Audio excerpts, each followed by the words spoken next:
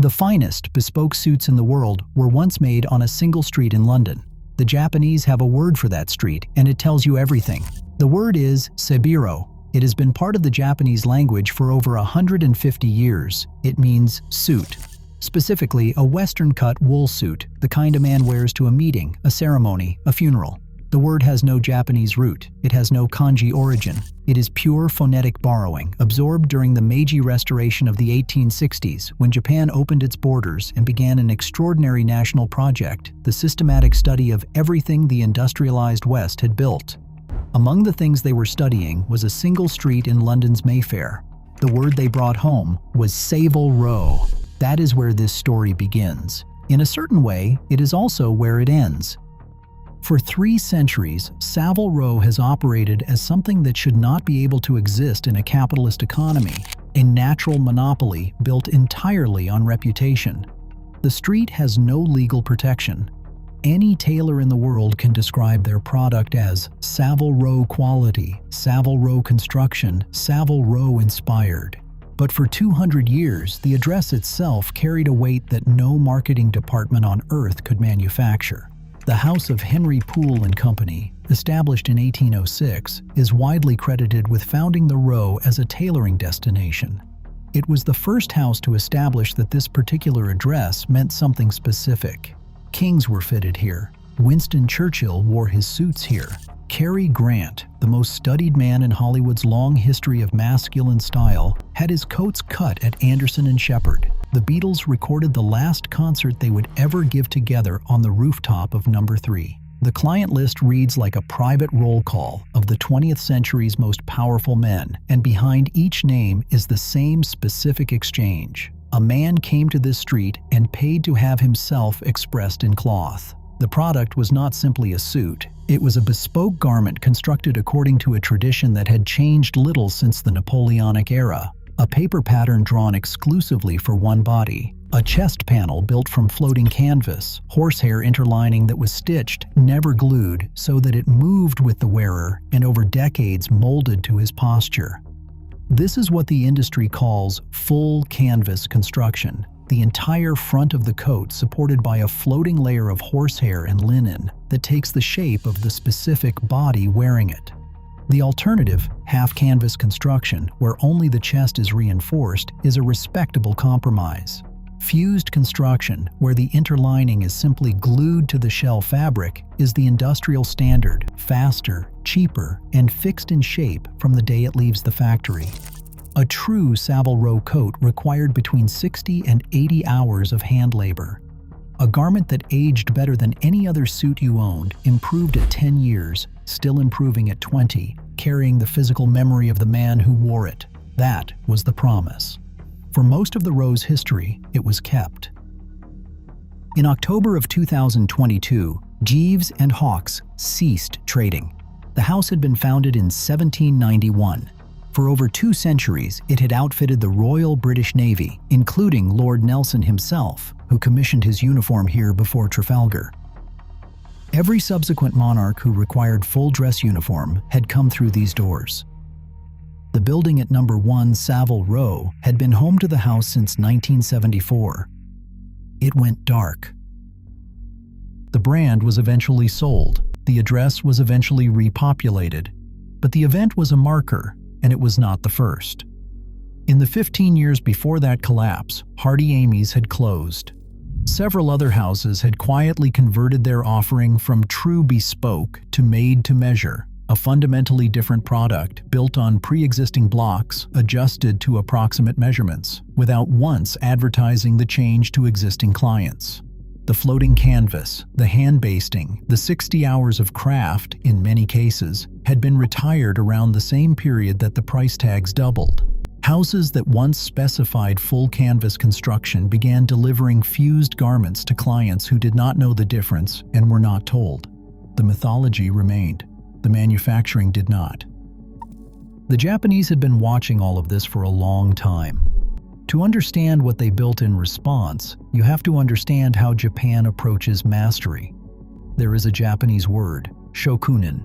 It translates roughly as craftsperson, but the English carries almost none of the weight. A shokunin is a person who has organized their entire life around a single discipline, not for recognition, not for celebrity, not for financial return, for the discipline itself.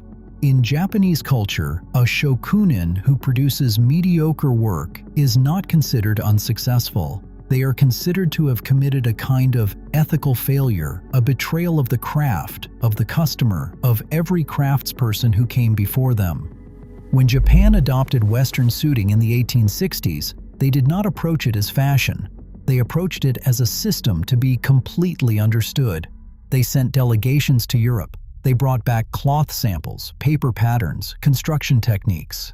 They sent their most gifted young tailors to London, Milan, and Paris, and placed them in the best workshops they could find.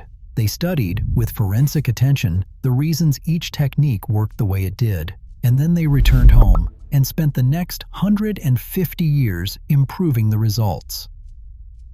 In the basement workshops and family-run studios of Osaka, not Tokyo, a city with no particular interest in fashion mythology or international reputation, an entirely distinct tailoring tradition developed across the 20th century. Where Savile Row built its identity on the structured British shoulder and the military-derived drape cut, the London cut, as it is known technically, with its suppressed waist, roped sleeve head, and built chest, Osaka's tailors became the world's finest practitioners of a different approach. The soft-shouldered, lightly constructed suit descends from the Neapolitan tailoring tradition of southern Italy, Naples specifically, where tailors developed a coat that rested on the shoulder without padding, without a roped sleeve, moving with the body rather than imposing a silhouette upon it. Japan absorbed this tradition alongside the British one, and in Osaka spent decades refining both, producing a garment that rests on the body without imposing weight, that moves without resistance, that requires almost no break-in period because the construction accommodates the wearer from the first day. Ring Jacket was founded in Osaka in 1954. For most of its existence, the house was unknown outside Japan, producing garments for a domestic market that had quietly developed one of the highest concentrations of tailoring knowledge anywhere in the world. Today, it is regarded by the international sartorial community as one of the most technically accomplished suit makers at any price point. They're ready to wear. The bottom of their product range contains hand-sewn elements that take a trained tailor to produce and cannot be replicated at scale by machine. Every coat leaves with a full floating canvas chest, hand-basted in stages by craftspeople whose training would not be out of place on the row at its height. Ring Jacket is not alone. Hosokawa, producing out of the same Osaka tradition, has developed a following among collectors who are specifically searching for construction that Savile Row houses at 3 times the price cannot consistently deliver.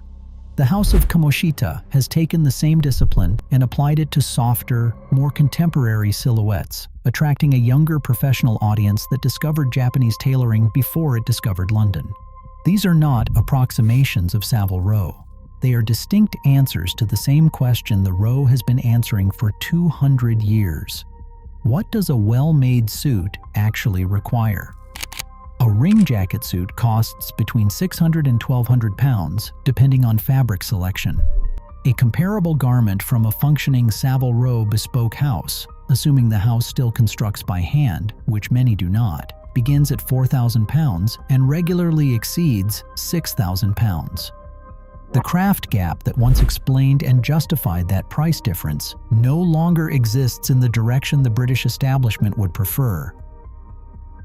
But the most revealing element of Savile Row's position is not even the tailoring itself, it is the cloth.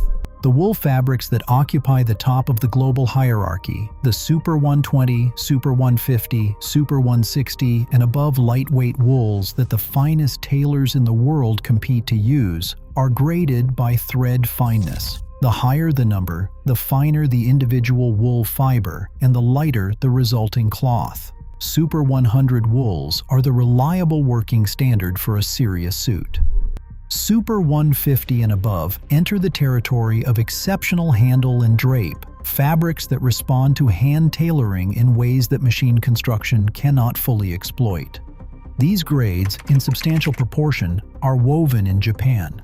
The mills of the Bishu region, houses like Miyuki Kaori and Kunishima in the Aichi, Fukui, and Gifu prefectures, produce fabrics of a fineness and structural integrity that the remnant Scottish mills, which once defined the upper ceiling of English cloth, struggle to match consistently at scale. Several of the most prestigious luxury cloth houses in Europe, houses like Loro Piana, Holland and Sherry, and Vitale Barberis Canonico, whose names appear on every Savile Row cutting table, source significant portions of their top-tier fabric from Japanese mills and do not advertise this fact prominently. The street that gave the world its word for the finest suit in existence is cutting many of those suits from cloth woven by the country it once sent students to teach. There is a figure in this story who makes the reversal almost too precise to be comfortable. In the 1980s, a young Japanese tailor came to London. He spent years on Savile Row, working under craftsmen who were among the last of the old guard, men who had learned their trade before the economic pressures of the 70s had softened the standards. He learned the drape cut, he learned the hand basting, he studied the floating chest canvas and understood not just the technique, but the mechanical reason it worked the way it did. He learned everything the row had to teach. He returned to Japan. He is now, by the consensus of the international tailoring community, one of the most technically accomplished bespoke tailors working anywhere in the world. His waiting list is 2 years long. His clients include men who once flew to London for their fittings. They no longer need to. He is not an exception. He is a category. Japan has been systematically producing tailors of this caliber for decades. The difference is that until recently, very few people outside Japan knew their names. The generation of men currently buying their first serious suits is not making the decision their fathers made. A 28-year-old professional in 2026 can, in the course of an hour, watch a Japanese tailor disassemble a bespoke coat and demonstrate on camera every construction decision inside it, the full canvas versus the fused front, the hand-basted sleeve versus the machine-set one. He can read forum discussions in which collectors who own suits from both Savile Row and Osaka compare them component by component. He can order a ring jacket suit from Tokyo, have it arrive in 10 days, and compare it against anything the row is currently producing at 4 times the price.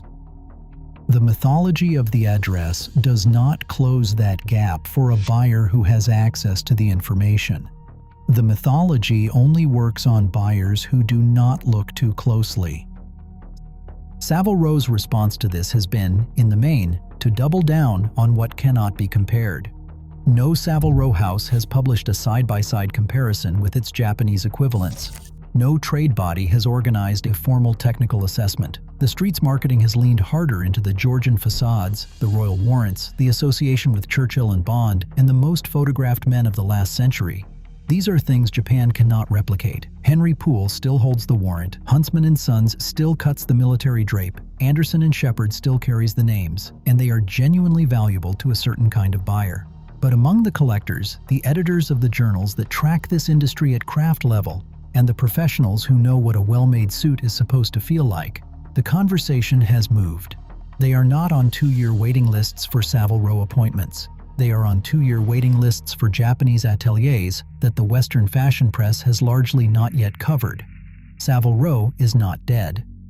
But the case for its supremacy, once so self-evident that nobody needed to make it, now requires an argument that the row has not yet chosen to have in public. The word Sabiro was borrowed because Japan once believed Savile Row represented the highest expression of what a man's suit could be. In 2026, the most accurate thing that can be said about the relationship between these two traditions is this: Japan kept the promise that Savile Row made and gradually stopped keeping, not loudly, not with press releases or industry awards or viral comparisons, quietly, methodically, with the patience of craftspeople who were never in a hurry. The row is still standing, the brass plaques are still polished, the Georgian townhouses look exactly as they did, but the men who know what a suit should feel like are increasingly not inside them.